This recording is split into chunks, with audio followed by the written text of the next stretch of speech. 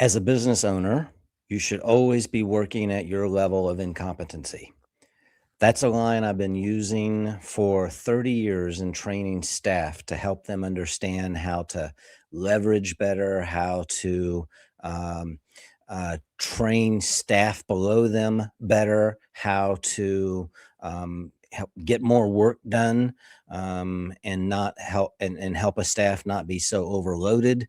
I grew up in a business, the public accounting business, where it's very much a leverage model, where in order for a person to get to the next level, they need to basically replace themselves with future with staff below them, so to speak, in their hierarchy, to learn how to do their job. And it just makes the person more well-rounded. It teaches them how to become a teacher, how to teach people their job, etc. So I've used that line in mentoring staff for 30 years. Always be working at your level of incompetency. That doesn't mean that you're incompetent, but there are things that you have mastered. And once you've mastered a task, give it away and let somebody else do it. And then you will then free your time up to work on things that you have room for growth in, have opportunity for growth in. That's a concept that applies in today's session as we talk about the first three roles every growing small business owner needs to add to their business. At some point, you are doing everything, and that makes a lot of sense. It saves you money. It helps you learn the business. It helps you grow the business. But at some point later down the road, it makes sense to start giving roles away. And so I think of that line, I used that line in mentoring staff, but that really applies as well, just as much to a business owner that is growing their business. Because it also, the deeper a person gets, I know, I've lived it myself. The deeper a person gets, the more difficult it is to start giving tasks away. The notion, if it's going to get done right, I have to do it. That can really sink in. And so the way to get past that sometimes involves intentionally and overtly pushing yourselves to do things you don't want to do. So that's what we're going to talk about today. Hello, my name's Carl Baker. I own and run an accounting firm called Baker CFO Advisory, and we offer traditional services. You can see my contact information here in the slideshow. We offer traditional services, outsourced accounting, bookkeeping, tax and tax preparation, and tax planning. We're really designed, and we're really here to help growing businesses, business owners with their growing businesses, grow their firm and provide the support needed to help them grow the firm. We offer fractional CFO and advisory services along with that. And so you'll see in this session and in the series that we've been having this year and coming up in the future, we're not talking about debits and credits and accounting and taxes. We're really talking about growth of an accounting firm or growth of a business. And I'm taking my experience in working with clients for 33 years. And instead of us talking about accounting, those are things that we do and we do very well, and our clients are happy with us. But I really am wanting to work with business owners that need help in growing their business. And so these are some of the things that we talk with clients about, we help clients with. And so I'm happy you're here. Thank you very much for joining us today. Check out our other presentations or other webinars in the YouTube. Like this, comment on this, subscribe to our channel. If you found us, you may already subscribe, but if you haven't, please subscribe, and it does help us out like it does with all the YouTube videos. So you know the drill there. Let's get started.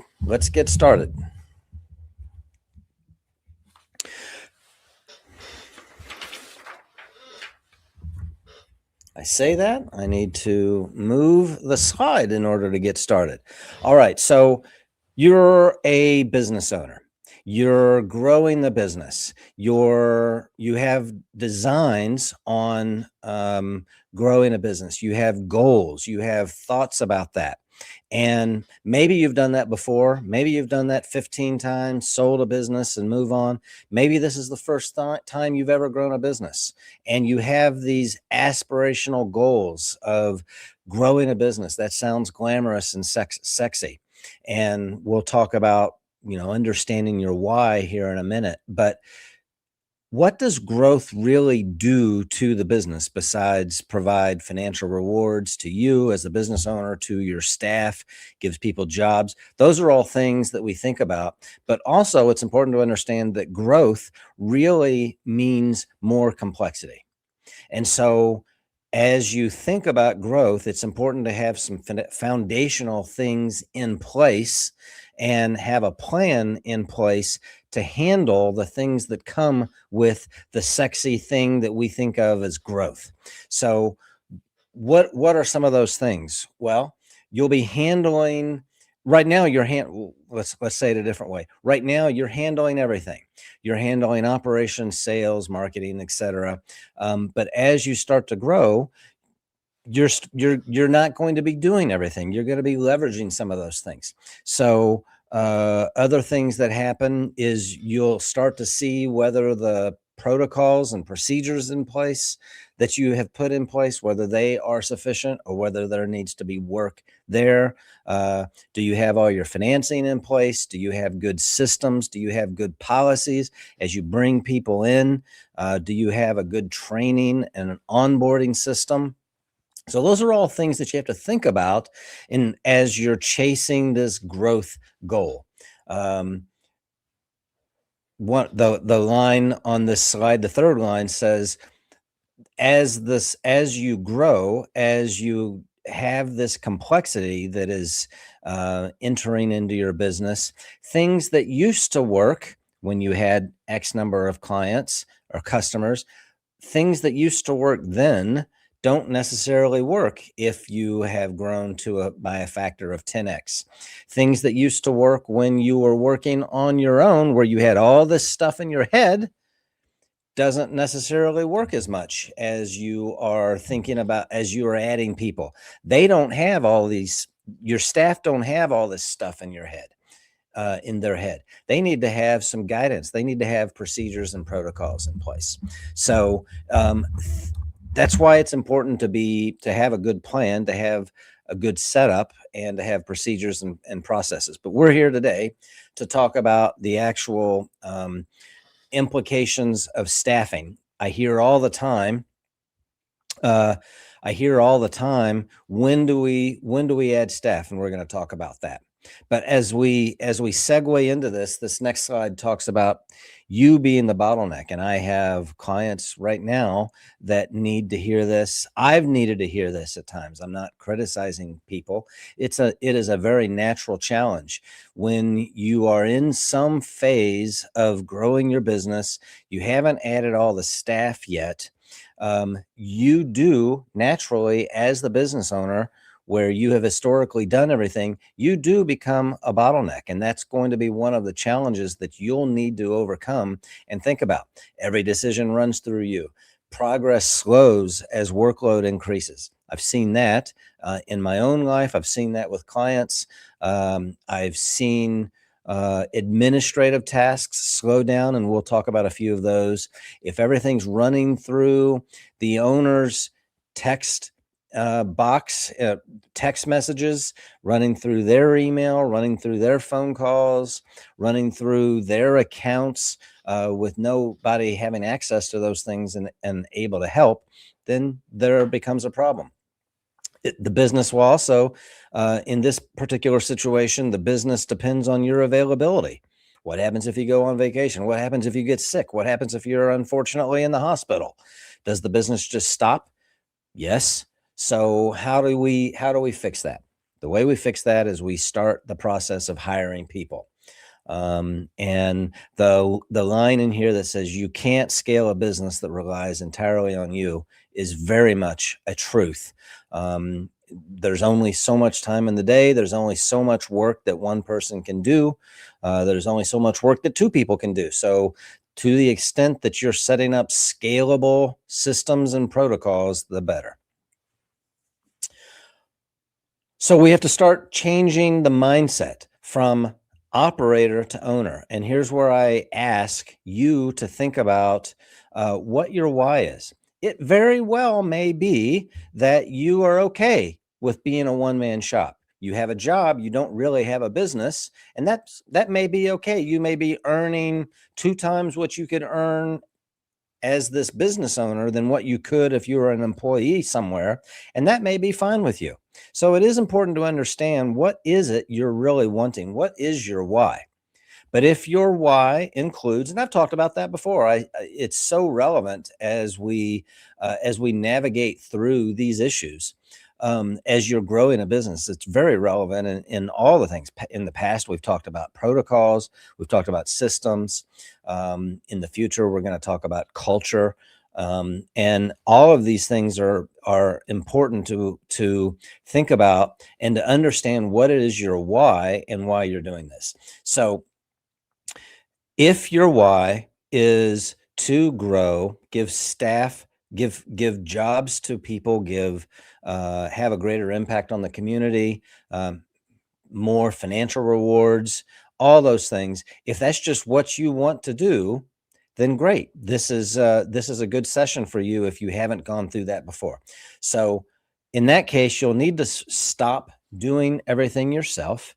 And that might be easy for you. And you might say, great, I don't want to do this anyway. Well, when it comes to the rubber hitting the road, meeting the road, it might be more difficult than it sounds, but that's why we're here and why we're talking about that today. If you are segueing from doing everything yourself to having a growth mentality and a leverage mentality, then what you think about and the way you spend your time will be different. You will start focusing on growth and strategy rather than the minutia of the business, paying bills, serving clients specifically. Those all might be things you will spend your time on, but you're adding these other layers. And to the extent that you're leveraging via staff, the less you will spend time on those things. And the goal would be, if you choose to go down this path, the goal will be to build a business that runs without you so that you can go away. Heaven forbid you get sick. You aren't able to work for a few days. The goal will be the business continues on without you being so involved. So we start to think about how to do this. When do we hire? Who do we hire? I'm going to suggest an order of people, skill sets. May not be the right order for you, but it's a suggestion. It's loosely the order that I've seen businesses take on, businesses apply. I've loosely applied this as my business has grown and as I have hired people. So what are the thoughts here? Your first hires define your growth. It really helps you set the tone for what it is you're leveraging, what it is you're giving away. So these early hires shape your systems and your workflow. It will help you think about what systems and workflow to put in. And it is a very unfortunate truth that wrong hires will cost you time, money, might set you back. The wrong hires might actually cost you business. So it is, I can't impress upon you enough to understand the importance of hiring. That's what we're here to talk about, but to understand the importance of hiring well, not being flippant in it, really being disciplined. And I'll tell you, that's very hard, because once you make a decision to start hiring, you want to collect these resumes, collect these applications, and get going. Let's do this. This person looks good. Let's hire them. But it's very important to understand how the people coming in that you're going to give responsibility to, how are they, in terms of alignment with your values? your personal values, your corporate values. Hey, are your corporate values established? Have you articulated those corporate values? Uh, those are, what is the person's work ethic? All these things, it's very important to be disciplined in making sure that there's good alignment and that there will be good fit there. That right hire then will create the leverage you're looking for to be the kickstart for your growth. So hire for impact, not just to reduce workload. So we're going to talk about 3 hires in this order. You may disagree with the order. I may disagree with the order. This is a suggestion. I think it's pretty good. And we're going to jump right in and talk about this. First hire is hire for administrative support. This person that comes in will handle many things, and you may disagree with this list. You may add other things. You may add all of these things, but will handle in some order: email, calendar management, data entry, reporting, customer coordination. Think about it. You know how to handle a calendar. What did I say at the beginning? I said at the beginning, you should always be working at your level of incompetency. Once you've mastered a task, give it away. You know how to set up a calendar appointment. Let somebody else do it. Let somebody help you. You know how to enter invoices into your QuickBooks accounting system. Let somebody else do it. Give them a job. It might be challenging to them because they may be new to those sort of things. It'll be quite interesting to somebody that hasn't done that before. So they're being challenged while you're moving on to other challenging things. Customer coordination. If they are the right hire and they are able to represent your business well, they can very easily help with customer coordination. I know you can have them help with some minor bookkeeping, some bill paying. I know of clients right now that don't have good systems in place. We talked about the bottleneck, that are the bottleneck in their financial matters. A vendor sends invoices to the owner. The owner lets it sit in their inbox. It gets buried. By day 2, that invoice is now 50 emails down the line in the inbox. They don't know. They don't remember that invoice, and they haven't put a system in place to handle that invoice when it comes in. Now that invoice is buried. They could very easily set up a system to put that into a log, have somebody else manage it. You're not losing control over time of payment. And this is just an example of an administrative task, but somebody could be managing the entry into your accounting software, could be setting up a log, and could then come back to you with a presentation of the bills that need to be paid. You can decide not to pay that bill at that point if you don't want to, but you have a system in place so that the bills are being managed. What gets measured gets managed. What gets managed gets handled effectively. So you've taken this process out of your email. Somebody you've leveraged it to somebody, and this process is now managed, and you can decide when to pay the bill in your timing and when the cash is available, etc. But you have put a system in place using staffing and using policies and procedures to effectively manage this little component of your business, which is paying vendors. And all of that applies to the flip side as well, revenue collection.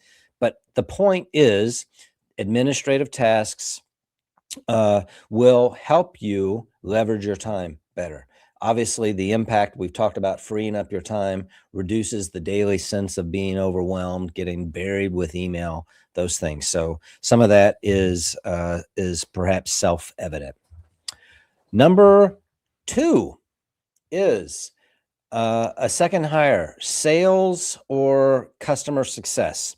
And I'll just tell you, the third is marketing. And somebody might say, well, we should hire for marketing first and then sales. Just depends on where your life cycle is. Where are you? Is your phone already ringing off the hook? Do you already have a following and you're just needing to manage this process better?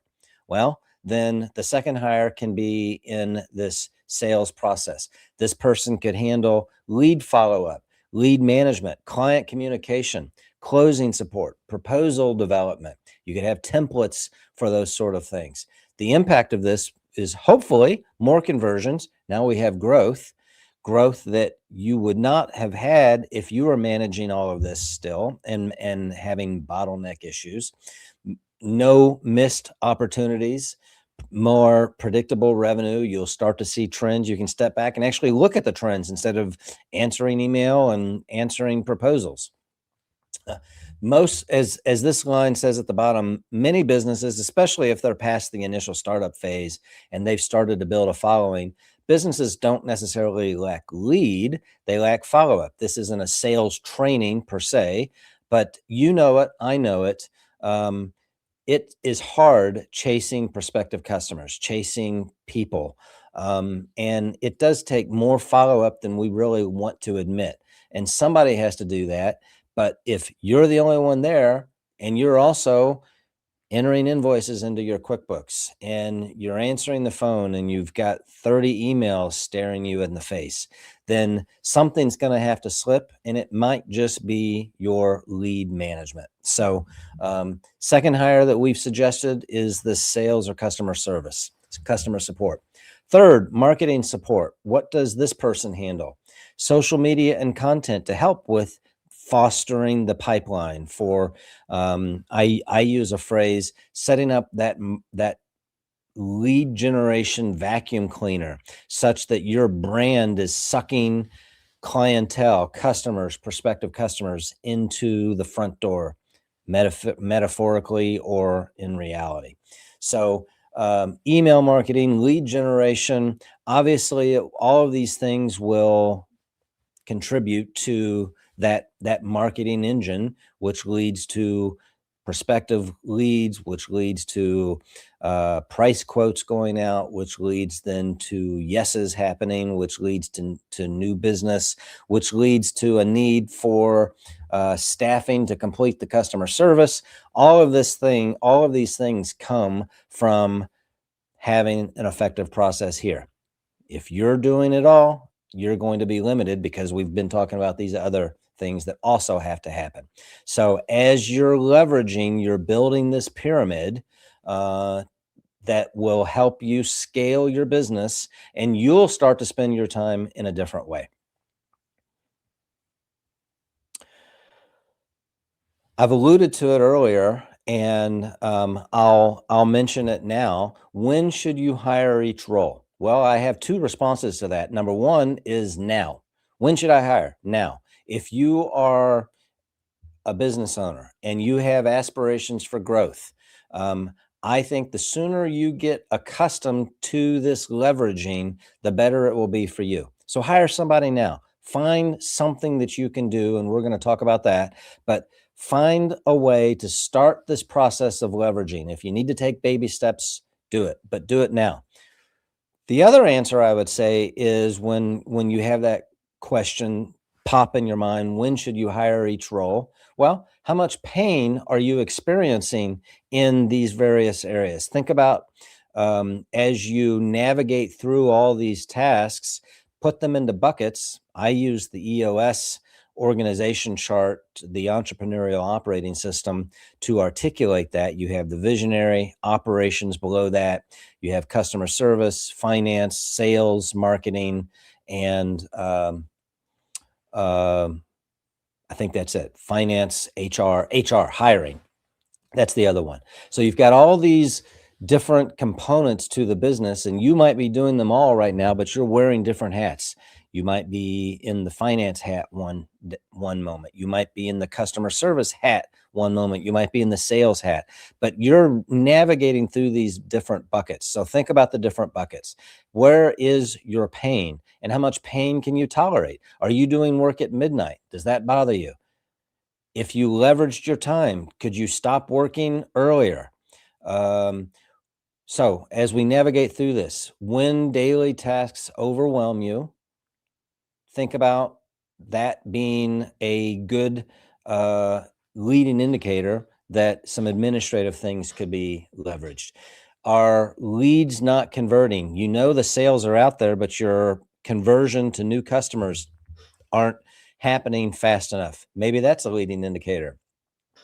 Uh, when growth depends on visibility and you don't think that following is growing fast enough, that might be a leading indicator. And you're going to have to prioritize these possibly. Maybe you can do all three, but maybe you just need to take some baby steps and prioritize. So think about that. We're going to spend a couple slides talking about hiring mistakes and things along that line.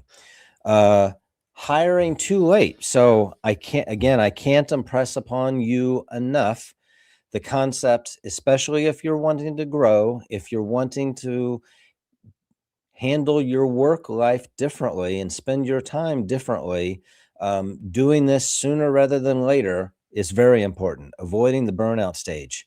Burnout is real and it can happen, and it will impact your career potentially. It will impact the way you're earning your living. Hiring without clear roles. So if you just say, come in and start working on this, there are going to be problems. If there are not systems in place, if there are not policies and procedures memorialized, if there are not good job descriptions that are real, that are not just AI generated that you haven't looked at, but are real. Are the job descriptions real? Are the expectations well established, documented, measurable? Are those things replicatable as we add new staff? Do we have a good onboarding process? Those things, and we've talked about systems in place, and here is why. If you're repeating tasks over and over, somebody needs to know how to do that. It may seem natural to you. I've had that temptation. It just seems natural. Of course, if you're doing this, you're going to go from step A to B to C, of course. But a person coming in and learning a new job, they don't know what A, B, C is. They have their own logic, and you have a way that you're needing to establish. So do that by putting systems in place. Good segue to this next slide. Systems before scaling. Understand, and one of my favorite lines is the bottom line: set up systems before chaos ensues. So in early stages, it's important to set up these systems so that when you do have growth, we said growth equals more revenue, but it also equals more complexity. Complexity is a nicer way of saying chaos. So setting up systems before the chaos is very much an important thing. It ensures consistency. It makes onboarding easier. You'll document the repeatable processes. Build for scale, not for survival. So you're not just offloading work, you're really setting up a process, you're setting up a way, you're setting up a structure. And that will be important for the scaling. Here's a little note. It'll also be important for your future if you're wanting to grow and then eventually exit, sell the business. Maybe you want to transition this business to your kids. They need to understand what is involved, what are the processes. So building for scale is important. How do we do that? Well, we start lean. That's why I'm suggesting not hiring everybody you need, but a 1, 2, 3. Start lean, specialized. Start lean and broad with administrative help. Specialize. Hire roles that will save you time and help you generate revenue. Obviously, especially in the early stages, none of this matters if you don't have a following. So you've got to build a following first. If you don't have customers, who cares if you have a great administrative staff? Who cares if you have an accounting software? None of that stuff matters. You need to have a good following first. So everything should be focused on building growth, building revenue, and the following, the customer base then can grow, but you have to have some minimum level of customer base first. And then this will be the kickstart for growth. So what does this look like in practice? And we've been sprinkling in some of these thoughts throughout. So before, we've talked about the owner does everything. Afterwards, Administrative people handle tasks, and we've talked about quite a few of those examples. Sales will drive revenue. Marketing will build a pipeline. That pipeline then will turn into lead generation, which then is the bullet point number 2, will give you sales, revenue, and growth beyond that. You will be spending your time in a different way, hopefully in a better way. You may have been making widgets for a long time and you get tired of that. You want somebody else to do it. Somebody else can do that. You then start to think in a bigger picture way and think like a CEO, think like an owner. So you might have time to think about technology, new customers, new areas, new services, working with building access to capital, building financing solutions. You're going to be thinking and think about things you haven't thought about before. And that's that level of incompetency. Again, I'm not using that word to mean you're incompetent, but if you've never done some of those things at the beginning, you are incompetent, but you're growing and you're learning. All of this will obviously lead to increased revenue. So how do we do this?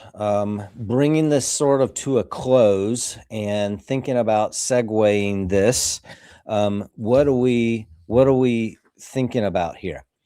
Your next steps are to identify your biggest time drain. And I've already said some of that. Said some of this. In order to prioritize, what are your biggest time drains? Where are you most bored? Where are you spending all of your time doing things that you've done a million times and you don't want to do? You could do those things in your sleep. Those are good leading indicators that maybe it's time to give some of those things away. Have you missed sales opportunities? Do you have good processes documented? Do you have a good onboarding process in place? And then just start to plan. Think about what that might look like.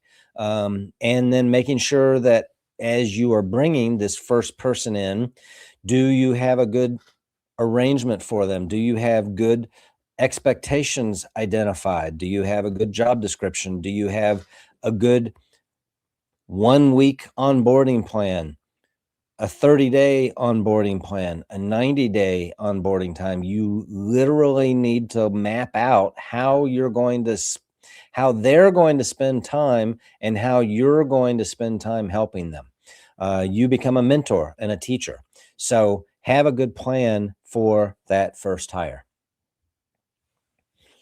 I've said it before on our website. There is actually, when you go to our website, a window will pop up and you'll have an opportunity to sign up for our white paper series. We have some blogs, some white papers, and I think they're pretty great. Of course, I understand you're not necessarily going to read every word on every document, but there are some wonderful nuggets in there that will support some of these things. Maybe it will be used as a work plan. Maybe you can use those to refresh your thoughts about these as you navigate through these. I just encourage people to go to those white papers. We do have a white paper on this very subject. The first 3 roles every growing small business should add. It supports the things that we're talking about here today, and I just encourage you to check that out.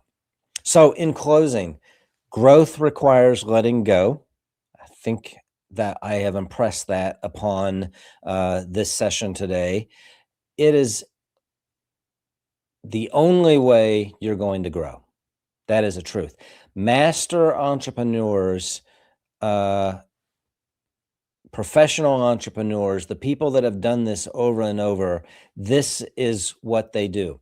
If you spend any time on social media, you will stumble upon business coaches. You'll stumble upon people that have said, hey, join my course. I have built businesses to X dollar amounts and sold them, and I've done that 15 times. Now I'm here to teach you. I'm telling you, as Carl Baker, what they're teaching you is some portion of this concept: building systems, building a staffing plan, leveraging, teaching you how to not do everything. That is the essence of what those courses are. Take those courses if you want to, but these are the fundamentals of building a business, and that's essentially what they're teaching. Why? Because it's a truth. They're teaching truth. This is the truth. This is the way. And so I hope that makes a lot of sense. And I encourage you to ask questions, reach out to us. My email is on the slide, carl@bakercfoadvisory.com. That is also our website, bakercfoadvisory.com. And we're going to continue our series next month, June 18th. We will put our next video out where we're going to continue talking about business growth and how to scale a business. And in that session, we're going to talk about how to build a culture when there are only 2 to 3 of you, when you have a small growing team, how to start to establish values, how to start establishing a culture and putting parameters around the way. And it's very important. You can either do it intentionally, overtly, or you can let it happen, but it will happen and you might as well plan for it. So we're going to talk about that and I'll look forward to that. Again, my name's Carl Baker. I appreciate you being here. Thank you very much. Reach out with questions. I promise we'll get back with you. If you have any questions or comments, we enjoy doing these sessions and we can't thank you enough, and we'll see you next time. God bless. Bye-bye.